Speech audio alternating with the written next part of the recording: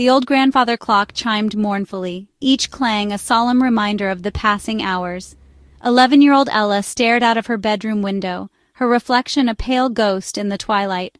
Her heart felt heavy, a lead weight in her small chest.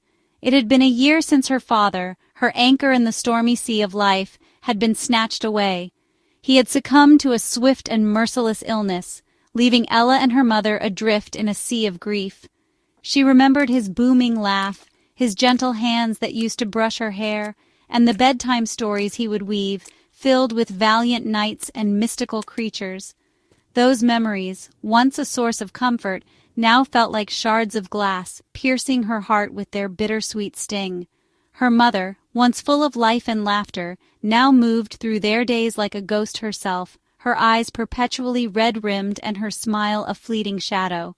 The house, once filled with the aroma of her father's legendary roast dinners and the echoes of his boisterous laughter, now felt eerily silent, the air thick with unspoken grief. Even the furniture seemed to sag under the weight of their shared sorrow. Ella missed him terribly. She missed their evening walks in the park, his hand engulfing hers in its warmth. She missed his comforting presence at her school plays, his proud gaze following her every move. Most of all, she missed his unconditional love, a warm blanket on a cold winter's night. Her mother, too, was lost in her own world of sorrow, barely able to hold herself together, let alone comfort Ella. As the months crawled by, a flicker of hope emerged from the ashes of their grief. Ella's mother started seeing a kind man named Richard. Richard, a widower, had a warm smile that slowly chipped away at their sorrow. He often joined them for dinner, filling the silence with conversation. He brought board games, his laughter breaking through the gloom. He taught her chess, his eyes twinkling with amusement. Richard understood their loss, having experienced it himself. He offered a comforting presence and a listening ear. He encouraged them to talk about their feelings and remember happy times. Slowly, a sense of normalcy returned to their household. Laughter, though tinged with sadness, once again echoed through the rooms. The air, once heavy with grief, felt lighter. Ella's mother began to smile more often, her laughter more genuine. A year after her father's passing, Ella's mother and Richard decided to get married. It was a small, intimate ceremony, filled with tears of both sorrow and joy.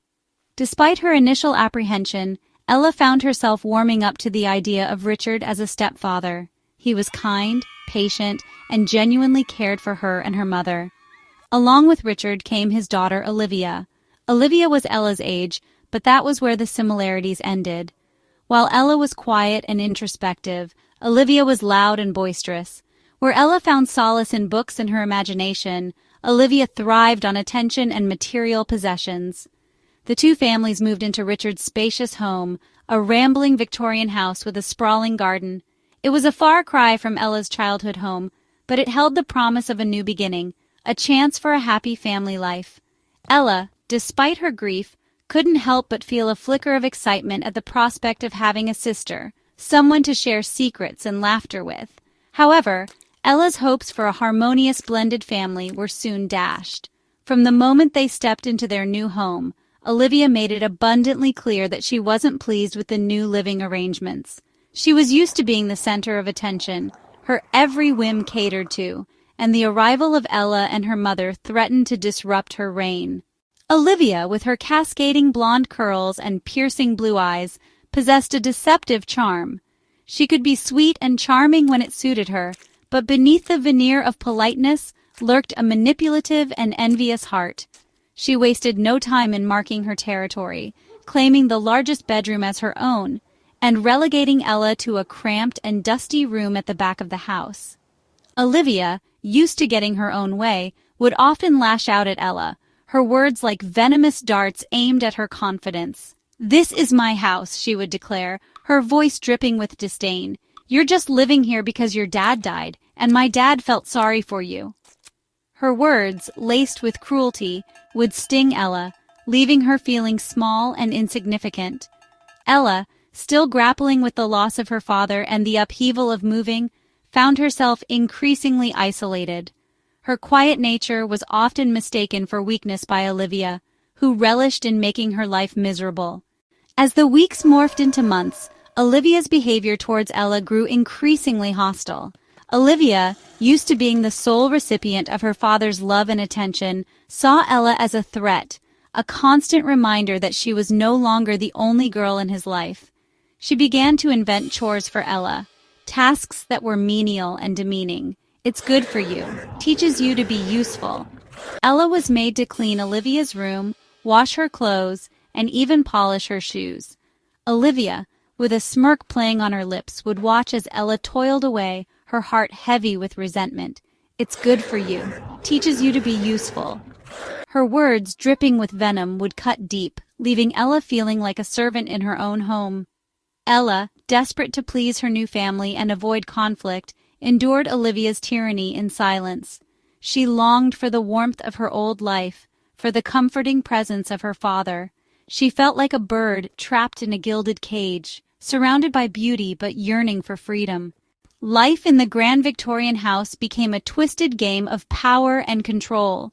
Olivia, with the cunning of a chess master, tightened her grip on Ella's life, turning every day into a test of endurance. Chores, once occasional inconveniences, became mountainous tasks designed to break Ella's spirit. You need to learn to be more efficient. Time is precious and you're wasting it. Olivia would invent elaborate cleaning schedules, demanding that Ella dust every nook and cranny of the house, polish the silverware until it gleamed like a mirror, and scrub the floors until her knees ached. She would even time Ella, her eyes narrowed and lips pursed in disapproval if she dared to take a moment's rest. You need to learn to be more efficient. Time is precious and you're wasting it. It wasn't just the chores that Olivia weaponized. It was the constant barrage of insults, the snide remarks that chipped away at Ella's self-esteem. Olivia would mock her clothes, her hair, her quiet nature, anything she could find to make Ella feel small and insignificant. Ella, her spirit slowly being crushed under the weight of Olivia's cruelty, retreated further into herself. She found solace in books, their pages offering an escape from the harsh realities of her life. She would spend hours lost in worlds of fantasy and adventure, her imagination her only refuge. One evening, as Ella sat hunched over her desk, her nose buried in a book, a glimmer of hope pierced the darkness of her existence. The school was holding a talent show, and Ella, with her love for singing, dared to dream of participating. She had a voice that was soft yet powerful, a voice that could stir emotions and transport listeners to another realm. She had always been too shy to sing in front of others, but the thought of showcasing her talent, of expressing herself through music, filled her with a newfound courage. She spent hours practicing in the solitude of her room, her voice soaring through the air, a beacon of hope in the oppressive silence. However, her newfound joy was short-lived.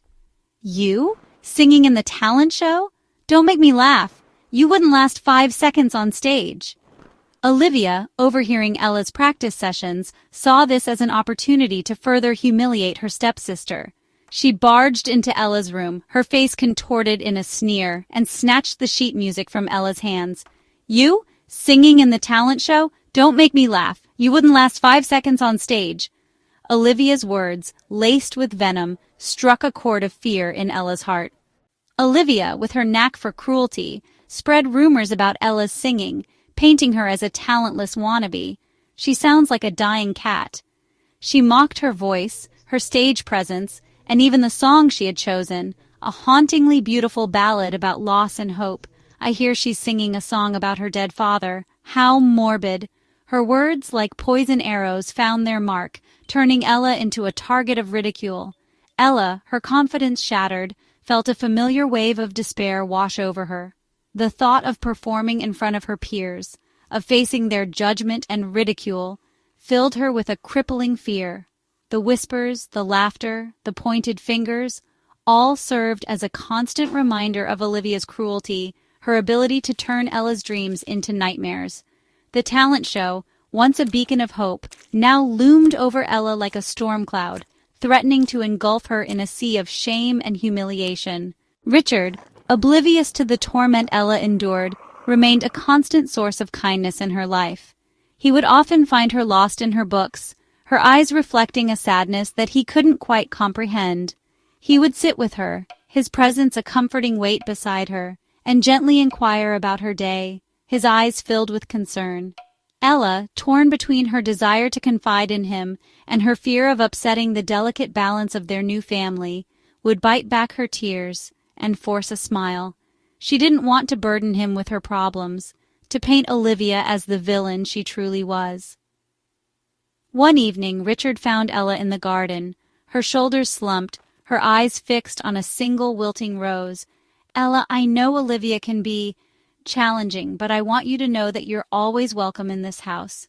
You're a part of this family, and I love you like my own daughter." His words, spoken with such sincerity, brought tears to Ella's eyes. She longed to tell him everything, to unburden her heart, but the fear of retaliation, of making things worse, kept her silent. As the days grew shorter and the air turned crisp with the approach of autumn, Ella felt a growing sense of unease. The house, once a symbol of new beginnings, now felt like a prison, its walls closing in on her. Olivia's cruelty escalated, her torment becoming more insidious, more calculated. She would accidentally spill juice on Ella's homework, hide her favorite books, and even cut the strings of her guitar, a gift from her late father. Olivia's actions, fueled by jealousy and a twisted sense of amusement, chipped away at Ella's spirit, leaving her feeling broken and defeated. Ella felt utterly alone. Her mother, blinded by love for her new husband and desperate for a harmonious family life, seemed oblivious to the subtle ways in which Olivia tormented her. Richard, despite his kindness, remained unaware of the true extent of Olivia's cruelty. Ella felt like a ghost, unseen, unheard, lost in the shadows of a life that wasn't her own.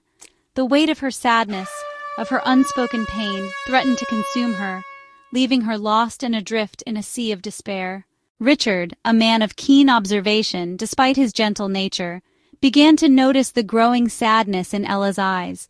He saw how she flinched at Olivia's sharp words, how her shoulders slumped under the weight of unseen burdens. He saw the spark of joy, once so evident in her eyes, slowly dimming, replaced by a dull ache of resignation. Richard tried talking to Olivia, reasoning with her, appealing to her better nature. He reminded her that Ella was her sister now, a part of their family, deserving of love and respect. But Olivia, skilled in the art of manipulation, would twist his words, playing the victim, shedding crocodile tears, accusing Ella of being overly sensitive. "You're always taking her side. She's trying to turn you against me. She's jealous because you love me more." Richard, torn between his love for his daughter and his growing concern for Ella, found himself caught in a web of deceit, unsure of whom to believe. He desperately wanted his daughters to get along, to create a loving and harmonious family, but the chasm between them seemed to widen with each passing day. Olivia, sensing her father's wavering trust, spun a web of lies, painting Ella as a troublemaker, a manipulative liar who sought to undermine her position in the family. She would exaggerate minor incidents, twisting Ella's words, making her seem disrespectful and ungrateful. "She called me a spoiled brat. She said she wished I had never come to live with us." Richard, struggling to reconcile the image of the sweet and gentle girl he thought Ella was with the accusations Olivia hurled at her, found himself questioning his own judgment. He loved both his daughters, but Olivia, with her dramatic flair and her uncanny ability to play on his emotions, held a certain sway over him. Ella, aware of the lies Olivia spread, felt a growing sense of helplessness. She tried to defend herself, to explain her side of the story, but her quiet voice was always drowned out by Olivia's theatrics. She felt like a small boat tossed about in a stormy sea, her cries for help lost in the roar of the waves. As tension peaked, Richard's health deteriorated. Consumed by her grievances, Olivia's cruelty towards Ella intensified. She seemed to relish in Ella's distress, her laughter echoing through the house. The once peaceful home had transformed into a battleground. One evening, as Ella sat by Richard's bedside, she couldn't hold back her tears. "What is it, Ella? What's troubling you?" Richard, sensing her distress, gently placed his hand over hers. Ella, emboldened, poured out her heart about Olivia's cruelty and her stolen dreams. Richard listened patiently, his heart breaking for Ella. Richard's health took a turn for the worse. The doctor confirmed their worst fears. Richard was seriously ill. Olivia, for once, seemed subdued, her usual arrogance replaced by fear. A heavy silence descended upon the house. Olivia rarely visited her father's bedside, preferring to shut herself away.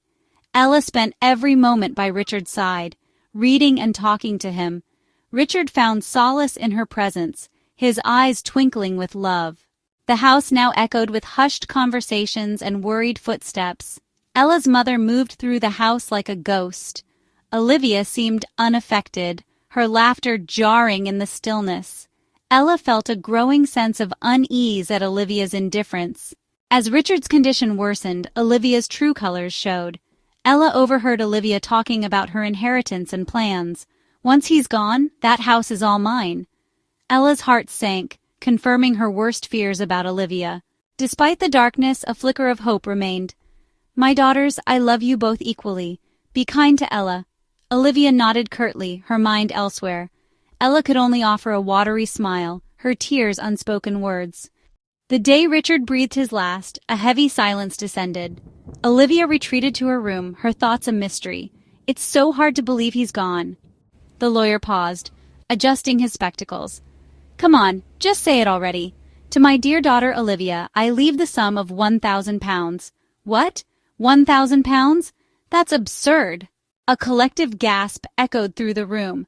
"This is an outrage. He can't do this to me." Olivia's outburst was terrifying, a storm of rage unleashed. "I can't believe she's reacting like this. To my beloved stepdaughter Ella, I leave the entirety of my estate. Ella, please reconsider. Let me stay here." Ella stared at her stepsister in disbelief, her usual arrogance replaced by vulnerability. "This house, this inheritance, it's not a right, it's a privilege."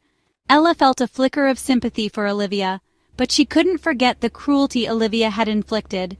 "Olivia, you need to understand something. This inheritance is a privilege." Olivia, her shoulders slumped in defeat, opened her mouth to speak, but Ella raised a hand, silencing her. "Father saw how you treated me," Ella said, her voice trembling slightly. "He saw your cruelty and made his decision accordingly."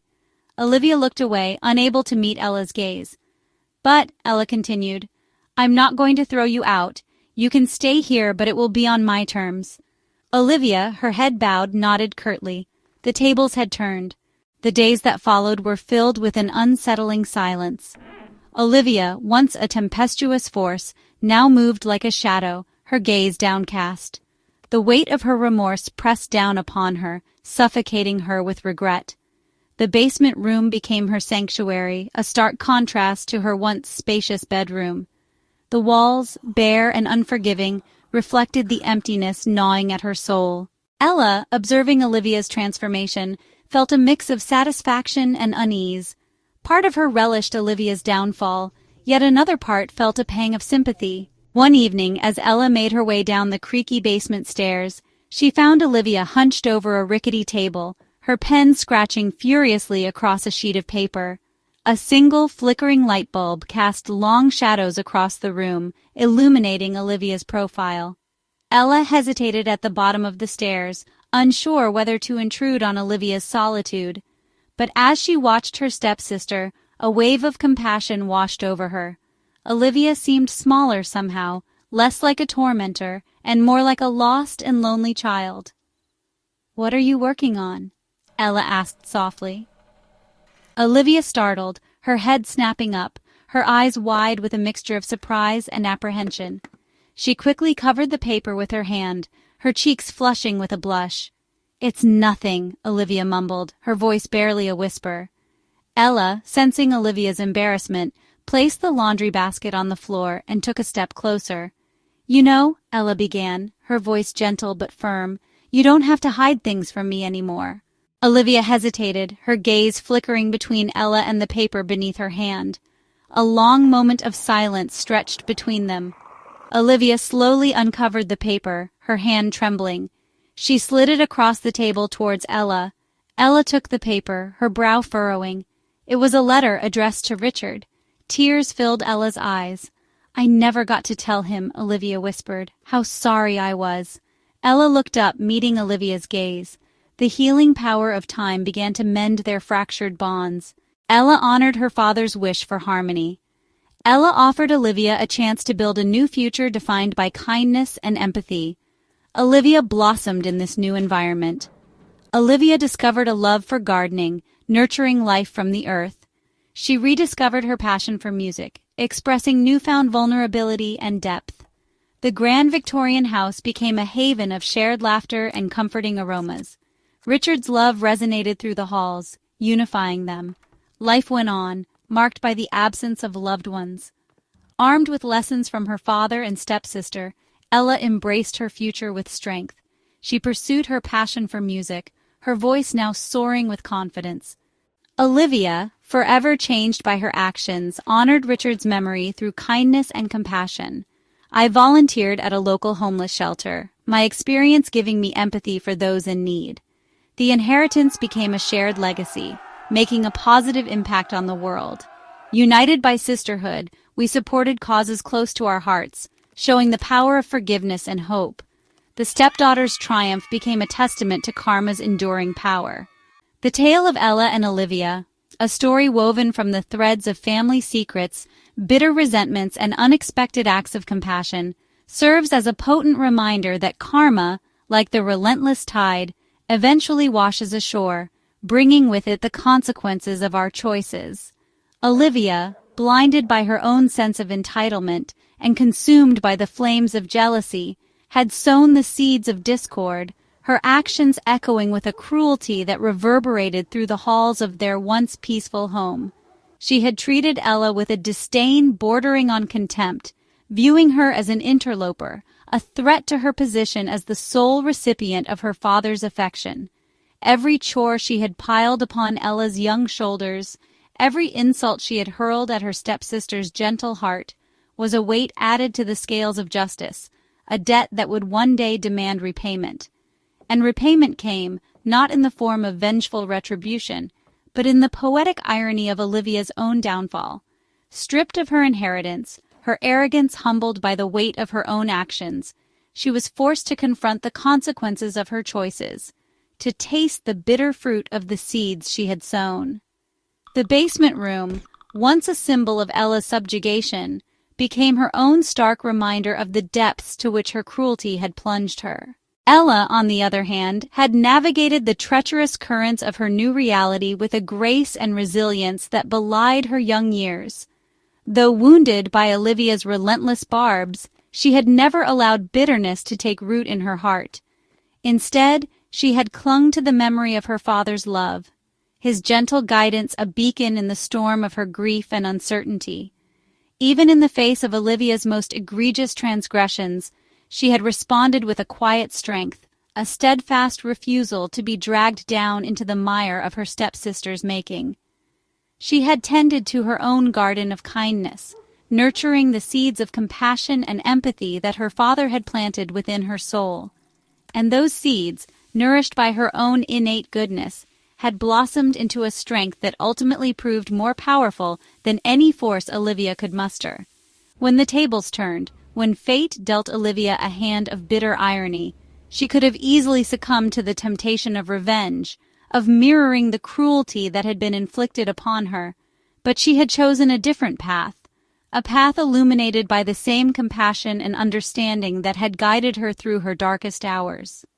The echoes of Richard's love, reverberating through the halls of the grand Victorian house, served as a constant reminder of the values he had cherished, the values he had strived to instill in his daughters. His dying wish, whispered with the last vestiges of his strength, had been for unity, for a love that transcended the petty jealousies and resentments that had poisoned our family. Olivia's letter, penned in the solitude of the basement room, stood as a testament to the transformative power of remorse, the realization that true forgiveness begins with forgiving oneself. In those carefully crafted words, Olivia finally confronted the depths of her own cruelty, acknowledging the pain she had inflicted upon Ella and expressing a heartfelt desire for atonement. And Ella, guided by the same spirit of forgiveness that had defined her father's life, extended a hand of compassion, not condoning Olivia's past actions, but offering her a chance to build a future defined by kindness and empathy. The chores, once a symbol of Olivia's tyranny, became a shared responsibility, a time for quiet conversations and unexpected moments of laughter. The mundane tasks of daily life transformed into opportunities for healing and reconciliation. The tale of Ella and Olivia, woven from the threads of love and loss, cruelty and compassion, serves as a powerful reminder that life is not a straight path but a winding journey filled with unexpected detours and unforeseen obstacles. It is in how we navigate these challenges, in the choices we make when confronted with adversity, that our true character is revealed. Olivia's journey, though marred by her initial transgressions, ultimately became a testament to the transformative power of redemption.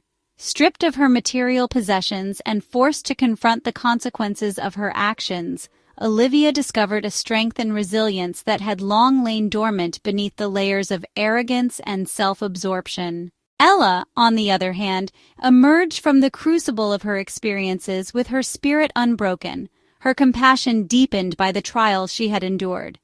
Guided by the memory of her father's love and her own innate sense of fairness, she had not only triumphed over adversity, but had also played a pivotal role in her stepsister's redemption. The grand Victorian house, once a battleground for their animosity, was transformed into a sanctuary of shared dreams and aspirations. The echoes of Richard's laughter, once silenced by grief and resentment, now reverberated through the halls, a testament to the enduring power of love and the healing balm of time. The story of Ella and Olivia became a symphony of hope, a testament to the possibility of finding harmony even in the most discordant of circumstances. It served as a reminder that forgiveness, though a difficult path to tread, is often the key to unlocking the chains of the past and embracing the possibility of a brighter tomorrow. And so, as the sun sets on this tale of karma, compassion, and the enduring strength of the human spirit, we are left with a renewed sense of hope, a belief that even in the darkest of times, the seeds of kindness, once planted, have the power to blossom into something truly extraordinary.